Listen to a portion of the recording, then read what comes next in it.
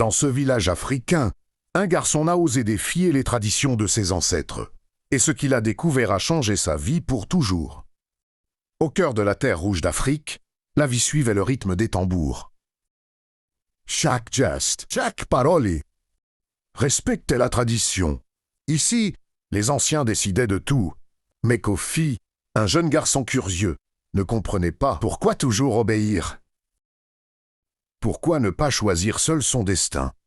Chaque jour, il regardait les anciens parler sous l'arbre sacré. Et chaque jour son cœur se rebellait davantage. Il voulait des réponses. Alors un matin, il marcha vers la case du sage du village, le seul homme que tout le monde respectait. Maître Amadou, pourquoi devaient suivre ces traditions?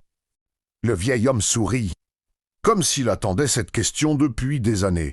Sans parler, le sage l'emmena vers le grand arbre sacré. Le vent soufflait doucement.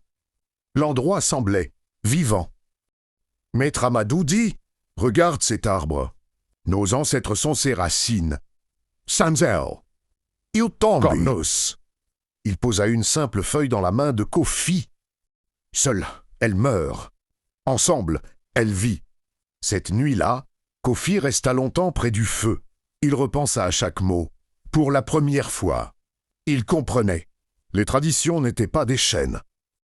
Elles étaient une protection, un héritage, une force invisible. Ils se dispersent si on oublie nos racines. On s'y perd. Mais si on les respecte, on devient fort si on oublie nos racines. On s'y perd, mais si on les respecte, on devient fort. Depuis jour, Kofi suivit les conseils des anciens. Non par obligation, mais par respect. Parce qu'un peuple sans tradition disparaît. Mais un peuple qui honore ses racines devient éternel.